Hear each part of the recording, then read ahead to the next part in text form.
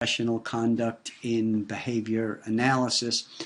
This week, we will be discussing codes 3 and 4, which cover behavioral assessments and behavior change or behavior support plans, whatever you call them, behavior change programs.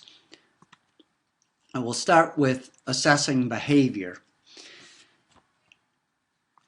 Behavioral assessment, conducting a complete behavioral assessment prior to implementing a behavior change plan, is not just an ideal kind of goal.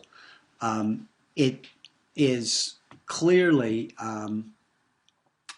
a hallmark of applied behavior analysis, and this particular code, code 3.0 in particular, clearly specifies that prior to developing a behavior reduction plan, behavior analysts must first conduct a functional assessment and further collect and graph assessment data to ensure that database treatment decisions are made. So this is assessing behavior, I think, is so important because it's really what separates us from our historical roots, which I guess I'll call behavior modification. I'm sure many of you are familiar with that term. You've heard it in the 70s and midway through the 80s or so. It was used quite prominently, and to my mind, how I would characterize behavior modification is it was really people had a bag of behavioral tricks, if you will. So certain interventions that they used a lot and they associated with certain target behaviors. So for example, for SIB, one person might have been successful with ignoring the target behavior, ignoring the SIB, doing some kind of DRO and using a timeout. For aggression, they might have a hands down kind of procedure and something else. If those didn't work, well, then they might try some other intervention that was in their bag of tricks. Or, and this is what got us as a field in more trouble, they might also try to increase the ante a bit in that they would try to enhance the potency of the positive reinforcer, which sometimes would result in using reinforcers that were unhealthy. So, giving an individual ice cream for the absence of a behavior. Some of the early work that was done in our field was done in state-run mental health hospitals where everyone, all the clients there, were addicted to nicotine. They all smoked cigarettes. This is in the 70s. And cigarettes were used contingently. Well, it changed a lot of behavior, but it really hurt our reputation, a reputation that I think we still are trying to address today, that, well, all behavior analysts care about is changing behavior. We don't care about the individual. On the other side, if trying to enhance the reinforcers, the potency of the reinforcers didn't work, behavior modifiers might go to the other side and increase the aversiveness of the punishment, and you can see where that can go. So a timeout procedure might, if that doesn't work, well, maybe we'll try a little water mist in your face and take a spray bottle and put water in it and spray you. And if that doesn't work, maybe we'll use some kind of equipment that we'll put on you that will restrict your movements. And again, that resulted in us changing behavior, but at the cost of the perception that we didn't care about the individual. All we cared about was changing the behavior. Well, now, fast forward to today, And the hallmark, I believe, of applied behavior analysis today, contemporary applied behavior analysis, is functional assessments, doing assessments. Now we don't have a bag of tricks. Now we don't assume that there's a treatment for SIB or a treatment for aggression or a treatment for property destruction or a treatment for increasing appropriate social behaviors. You have to understand the individual, which means that understanding is operationally defined as doing a good, thorough, behavioral, functional assessment. And so in that way, we understand what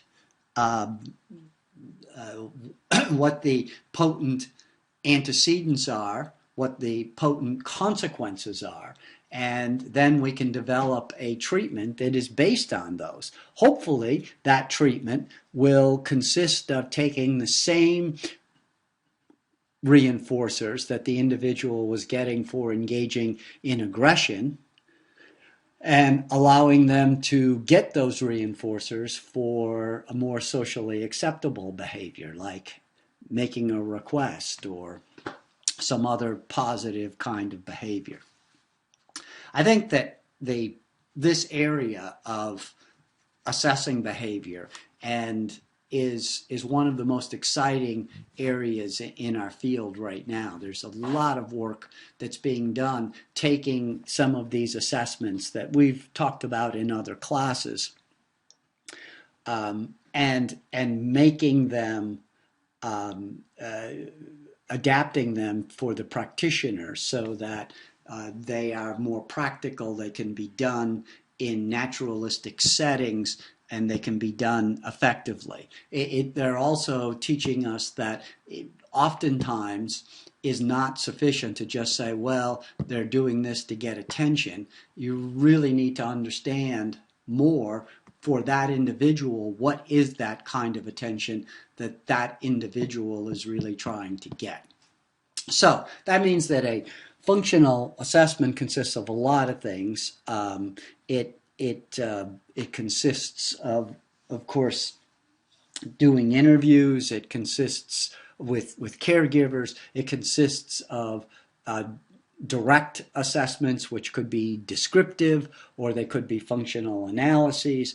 But there's also preference assessments so that we don't have to go back and rely on reinforcers that may not be healthy for people, or the worst, which unfortunately was happening in the 70s and beginning of the 80s, where people would be deprived of food or water to increase the motivation for those reinforcers.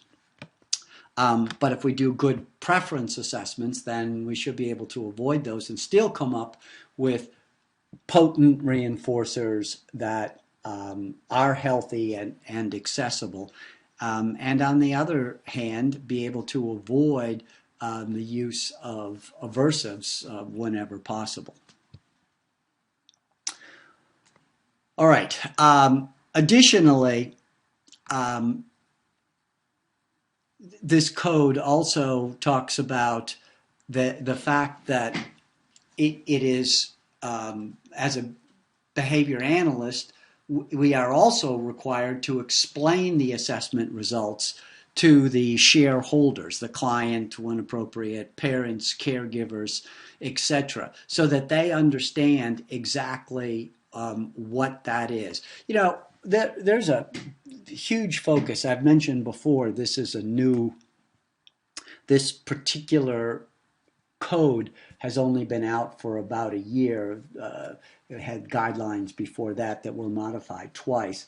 And as these guidelines, codes of ethical behavior have developed, I've noticed a real focus more on explaining things to people our clients, public in general, in much clearer language, and that's not only a desirable behavior, but that's actually, it's unethical for you to talk in jargon that we might talk about in class, or the language you might use in talking to other behavior analysts. But so the emphasis of Code 3.04 is explain these results in plain, clear, simple English so that the families, the caregivers understand exactly what you're trying to do.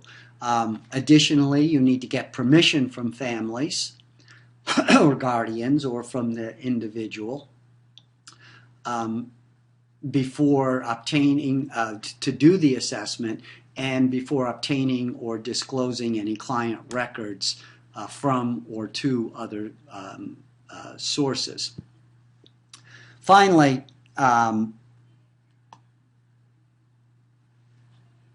the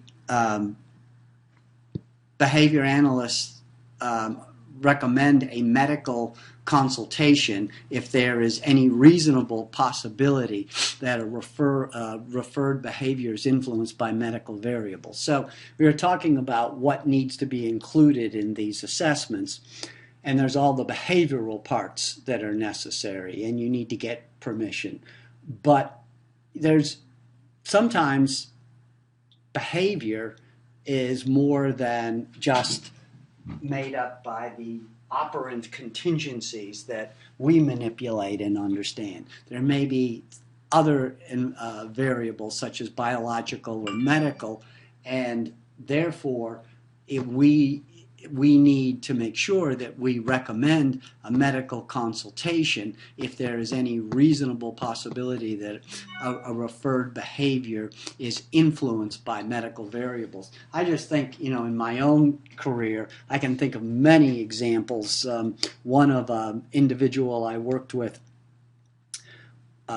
who engaged in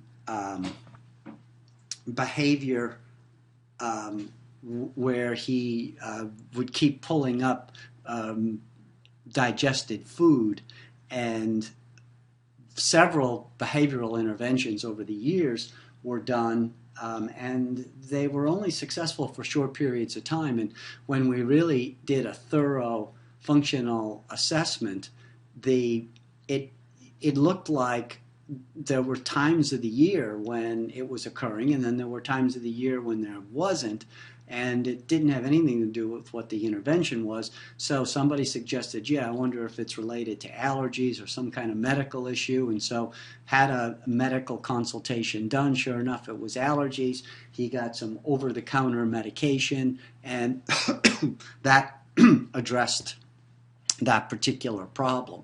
Another individual I worked with engaged in pica. Now, this is uncommon, but she had life-threatening pica, where she had already had one or two surgical operations to remove things that she had swallowed that she couldn't pass naturally. So it was quite a concern. And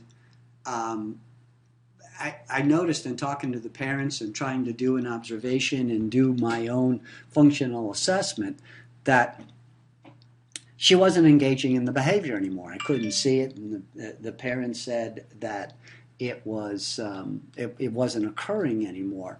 And so when we looked back at some of those conditions, why?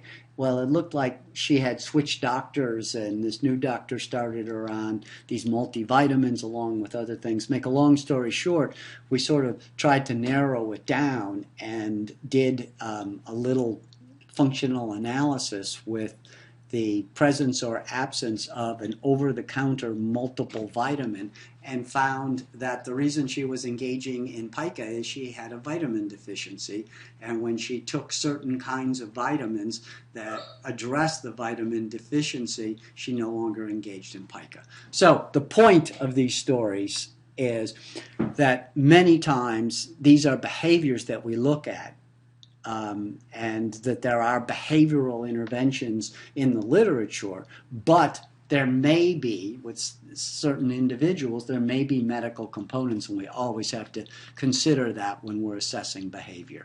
So, in the just to summarize this particular code, which I think they're all important, but this one I think is particularly important because, to my mind, this is what defines applied behavior analysis, is that we do behavioral assessments. They're thorough.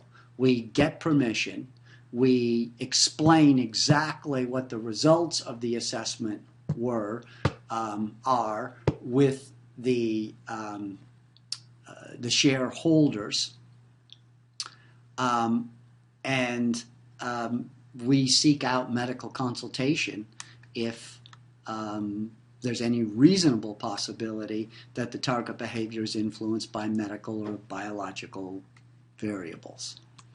All right, code number 4 has to do with the behavior change plan. And behavior analysis programs are based on behavior analytic principles. So, number 1, trying to just summarize most of what was in this particular code, is that it may sound strange, but that the behavior analyst designs programs that are based on behavior analytic principles. Well, yes, because sometimes there are behavior analysts out there, hopefully that won't be you, that are using things that are not supported in the behavior analytic literature. The behavior support plan also has to involve the client or client surrogate in the planning of the programs. Again, getting that individual, that the family or the client, the guardian involved in what the plan is and getting consent. And then again, clearly explaining what are the objectives of the plan, what conditions are going to be necessary for success. For example, this is going to have to be implemented this way. You're going to have to be consistent in doing this. The school is going to have to do that. In addition to those conditions that may prevent it from working as planned, certain conditions that may occur, and if those occur, then we're going to have to try to do something else. Continuing, the behavior support plan also specifies that ethical behavior analysts always recommend the least restrictive procedures likely to be effective. So if punishment procedures are necessary, then reinforcement of alternative behaviors should always be included. So you focus on positive. If you have to use punishment kinds of procedures or more restrictive procedures, you always need to have a positive component to that plan. And Bailey and Birch summarize this part of the code 4.08, 4.09, 4.10 as this really emphasizes ABA's position that as a field, we are primarily interested in developing behavior change programs that teach new, appropriate, adaptive behaviors using non-harmful reinforcers whenever possible. And in my experience, I feel this is an area where we have kind of gotten away because our functional assessments, functional analyses have gotten so good over the years. I think we have developed a technology that focuses on the problem behavior, the behavior we want to decrease, and we've kind of lost sight of how we started in this field, which is that first you want to make sure you want to teach adaptive behaviors. you want to try to teach individuals more the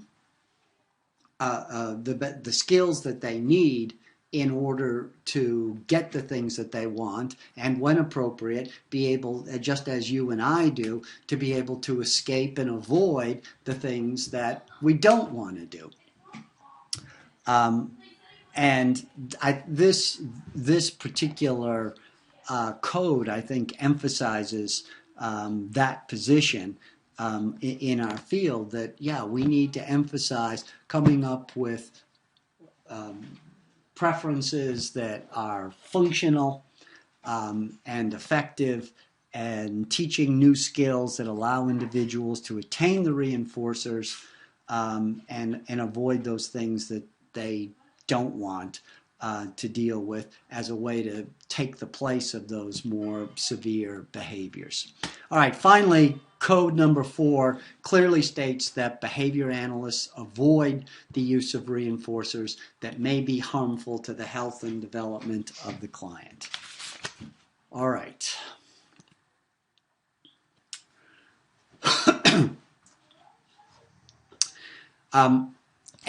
I said finally, I'm sorry, that wasn't final. The final piece to this particular code is that behavior change plans contain measurable criteria for the termination of the plan, and that behavior analysts discontinue the plan when those criteria are achieved.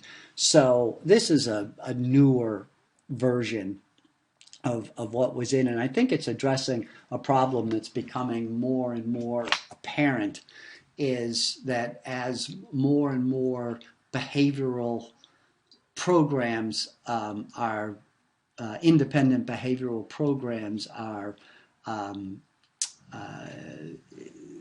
established, that there's some pressure on behavior analysts to continue seeing patients, maybe even beyond when they need to.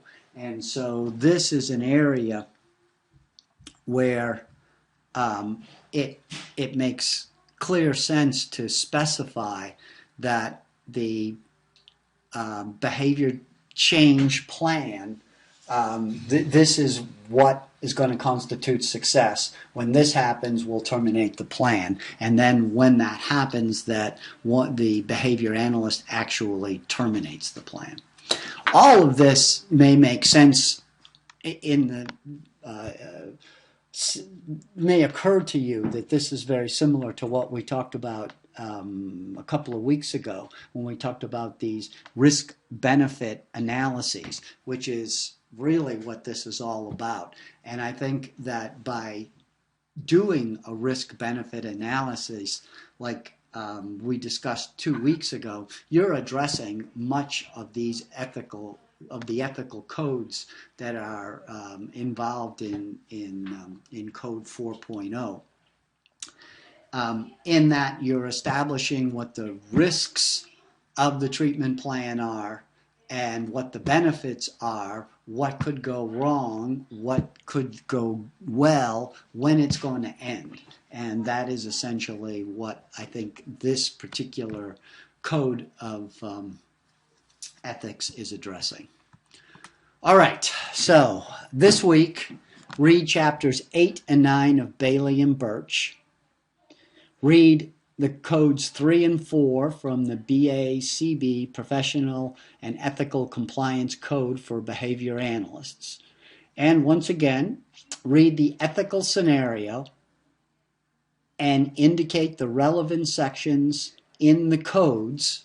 Now, going back to 1, so from 1 to 4. So each week when we do this, you're just going to add the newest ones. So from codes 1 to 4, the relevant sections in codes 1 to 4 that are relevant to that particular ethical dilemma or scenario, and describe your ethical actions based upon those codes.